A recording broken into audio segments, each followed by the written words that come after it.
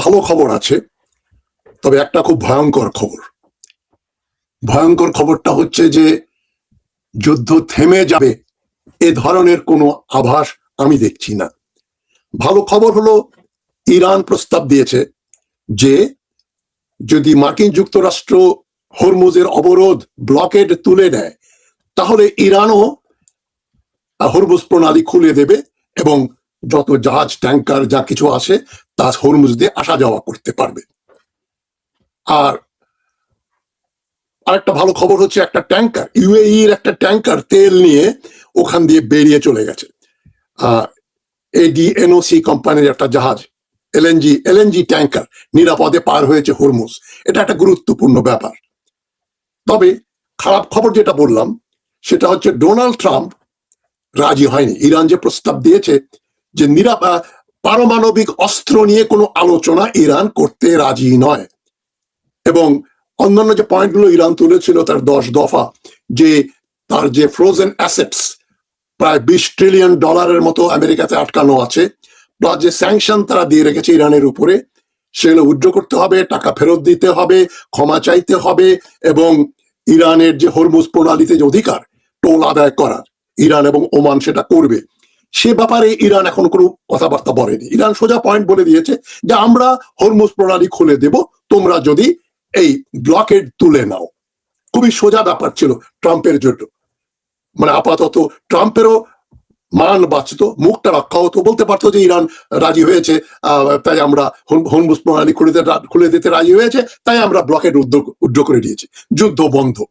এটা করে ট্রাম্প সবার সামনে দেশবাসীর কাছে পৃথিবী ব্যাপী একটু মানে ভালো মানুষ সাজতে পারত, কিন্তু বেসিক্যালি খারাপ মানুষটা। প্লাস যুদ্ধ থামানোর জন্য করা হয়েছিল। সবচেয়ে বড় ব্যাপার যেটা অধিকাংশ অ্যানালিস্ট বলেন না, যে ইরানের উপরে যে বেআইনি ভাবে 28শে ফেব্রুয়ারি আমেরিকা এবং ইসরায়েল হামলা করলো, সেটা কি না জেনে শুনে করেছিল? ইরান রিটালিয়েট করবে না, সারেন্ডার করে ফেলবে, মাপ চাইবে, আমরা রেজিম চেঞ্জ করে ফেলবো, এত কিছু সম্ভব হবে এটা ভেবে ট্রাম্প যুদ্ধে যায়নি।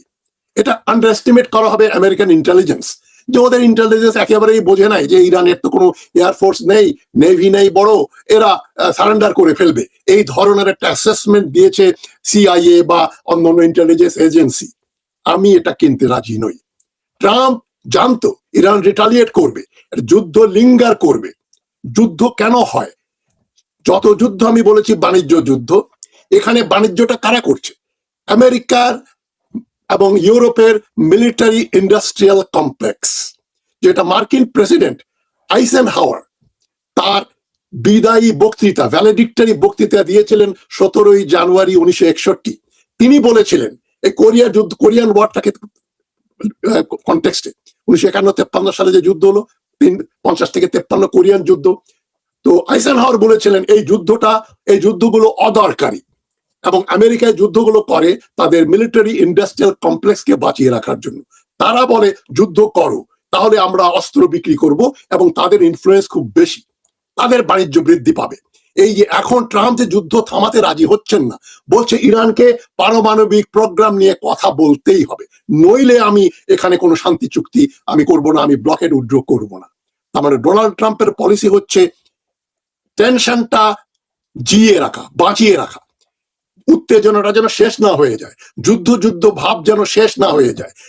কারণ যুদ্ধ করা বা যুদ্ধ না করলেও মোবিলাইজেশন, যুদ্ধের প্রস্তুতি, আরো অস্ত্র তৈরি, এই যে আমেরিকা যে ইন্টারসেপ্টার গুলো শেষ হয়ে গেছে, এখন তারা বলবে, মিলিটারি ইন্ডাস্ট্রিয়াল কমপ্লেক্স বলবে আমরা আরো 20,000 50,000 ইন্টারসেপ্টার বানাবো, সময় লাগবে, এতে শত বিলিয়ন ডলার খরচ হবে।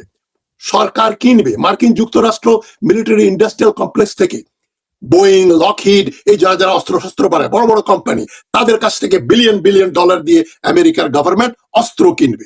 যে অস্ত্রের দাম বাজারে 3 টাকা, তারা হয়তো 300 টাকা এগুলো কিনবে। আমাদের দেশের মতো করাপশন কিন্তু সেখানেও আছে। হাসিনা যেরকম রূপপুর পারমাণবিক কেন্দ্রে ওই যে একটা বালিশের দাম দেখানো হলো না, 6,000 টাকার বালিশ, তো সরকার ওই চুরি করে, মার্কিন সরকার চুরি করে না, চুরি করে কন্ট্রাক্টররা যারা এগুলো বানায়, ইন্ডাস্ট্রিয়ালিস্টরা, এবং তাদেরকে ইউএস সেনেটররা ঘুষ টুস খেয়ে ওইটাকে জায়েজ করে দেয়।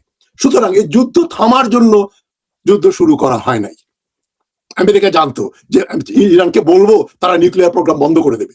ইরানে তো কোনো নিউক্লিয়ার প্রোগ্রাম এখনো যুদ্ধের গ্রেডে যায়নি, তারা আরো পারমাণবিক অস্ত্র বানাচ্ছে না। তা সত্ত্বেও কেন আক্রমণ করা হলো? আক্রমণটা করা হলো যাতে যুদ্ধ হয় এবং মিলিটারি ইন্ডাস্ট্রিয়াল কমপ্লেক্স পয়সা বানায়। হঠাৎ করে যদি আপনারা মনে করেন পর্দার আড়ালে অনেক আলাপ আলোচনা হচ্ছে এবং আমেরিকা মোটামুটি এখন বুঝে গেছে যে যুদ্ধে তো জয়লাভ করা যাচ্ছে না, এত বোমা ফেললাম, এত আক্রমণ করলাম, ইরানকে কিছু করতে পারলাম না, সুতরাং এই যুদ্ধ বন্ধ করে দেওয়া উচিত। ট্রাম্প বহু আগে মিক্স সিগন্যাল দিচ্ছে। একবার বলছে আমাদের অবজেক্টিভ তো আমরা অর্জন করে ফেলেছি, আমরা রেজিম চেঞ্জ করে ফেলেছি, যুদ্ধের যে পারপাস শেষ হয়ে গেছে, মানে এটা বলে জনগণকে একটু প্রশমিত করছে, শেয়ার মার্কেট একটু চাঙ্গা রাখছে, তেলের দামটা কমাচ্ছে। কিন্তু ট্রাম্পের আসল উদ্দেশ্য হচ্ছে 3 বছর উনি ক্ষমতায় থাকবেন, প্রেসিডেন্ট থাকবেন, এই 3 বছর একটা উত্তেজনা বজায় রাখবে, মিলিটারি মোবিলাইজেশন হবে হলে এবং মিলিটারি ইন্ডাস্ট্রিয়াল কমপ্লেক্সকে তার লাইসেন্স দিয়ে দেবে, অস্ত্র বানাও। কংগ্রেস তাদের হাতে।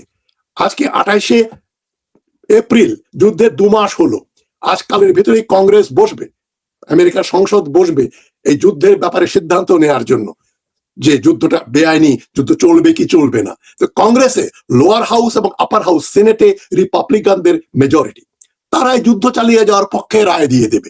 সুতরাং ট্রাম্পের লেজিসলেটিভ কোনো প্রেশার তার উপরে নেই। জনগণ চিল্লাচিল্লি করছে, গালাগালি করছে, তাতে ট্রাম্পের কি আসে যায়? তার তো এটা লাস্ট টার্ম। ট্রাম্প এই 3 বছর পরে কিন্তু আর নির্বাচন করতে পারবেন না। সুতরাং যা পাওয়া যায়, লুটপাট ইন্ডাস্ট্রিয়াল কমপ্লেক্স করবে, তার শেয়ার সেও পাবে, তার 10 মিলে চুরি করবে, 10 মিলে করি কাজ, হারি জিতি নাহি লাজ। এখন অনেকে মনে করতে পারেন আব্বাস আরাকচি পাকিস্তানে গেলেন, ওমানে গেলেন, রাশিয়াতে গেলেন এবং এর ফলে মার্কিন যুক্তরাষ্ট্র একটু ভয় পেয়ে যাবে, পেয়ে যুদ্ধ বন্ধ করে দেবে। কারণ ইরানের সঙ্গে আরাকচি পুটিনের সঙ্গে দেখা করেছে, তাকে যেভাবে রিসেপশন দেওয়া হয়েছে, এবং রাশিয়া এখন পুরোপুরি ইরানের সঙ্গে। ওমান এই টোল আদায় করতে রাজি হয়েছে, ইরান টোল নেবে এখান থেকে, হরমুজ প্রণালী থেকে, তাতে তাদের বছরে কয়েক বিলিয়ন, বহু বিলিয়ন ডলার আয় হবে। এ সমস্তর ফলে ইরানের অবস্থা শক্তিশালী হচ্ছে। তো আমেরিকা তাহলে কি ইরানের ভয়ে তারা যুদ্ধ বন্ধ করে দেবে? ইরানের মিসাইল প্রোগ্রাম চলছে, এখন আমেরিকা বলবে আমাদেরও ওই যত রকম ইন্টারসেপ্টার আছে ওগুলো বানাতে হবে, আরো অস্ত্র বানাতে হবে, আরো উন্নত মানের কোন প্লেন তারা বানিয়ে ফেলবে, বলবে F-35 ফেলে দিয়েছে, F-35 কে ইমপ্রুভ করো, F-15 ডাউন করেছে ইরান, আমাদের হেলিকপ্টার ফেলে দিয়েছে, F-16 ফেলেছে, F-15, F-18 এবং F-35 স্টিল অত বড় দামি বিমান তারা ফেলে দিচ্ছে। আমাদের অ্যাওয়াক্স প্লেন কয়েকশো মিলিয়ন ডলার দাম, এগুলো ইরান ধ্বংস করেছে, আমাদের এয়ারক্রাফট ক্যারিয়ারের উপর হামলা করেছে। সুতরাং এই ইমপ্রুভমেন্টের জন্য আরো বহু trillion dollar American military industrial complex খরচ করবে, এবং সেই খরচের যাতে করতে পারে, আমেরিকা যাতে যুদ্ধের নতুন অস্ত্র বানাতে পারে, সেটা জাস্টিফাই করার জন্যই এই যুদ্ধটা করা হলো। সুতরাং ট্রাম্পের যে এক্সকিউজ, ইরান যেটা বলেছে আমরা খুলে দেব, ট্রাম্পের তো মহা খুশি হওয়া উচিত ছিল। ট্রাম্প বলছে না না না, আমরা নিউক্লিয়ার ডিল না হলে আমরা যুদ্ধ চালিয়ে যাব। রুবিও বলছে, ফরেন মিনিস্টার মাইক রুবিও বলছেন এই ইরান এখন সময় কিনতে চাচ্ছে, মানে এই এখন পিসের কথা বলছে, আসলে ইরান এখন আরো অস্ত্র বানাবে, আরো নতুন ড্রোন বানাবে, মিসাইল বানাবে, এই জন্য তারা যুদ্ধ বন্ধের প্রস্তাব দিয়েছে। আমরা যুদ্ধ বন্ধ করব না, ইরানের উপর প্রেসার জারি রাখবো। ইসরায়েলের দিকে দেখেন, ইসরায়েল লেবাননের সঙ্গে কোন রকম নমনীয় ভাব দেখাচ্ছে না। গাজাতে এখন পর্যন্ত যুদ্ধ করছে, মানুষ হত্যা করছে, গাজাতে মানুষ হত্যা চলছে, লেবাননে চলছে, আর এদিকে যুদ্ধ না শান্তি না,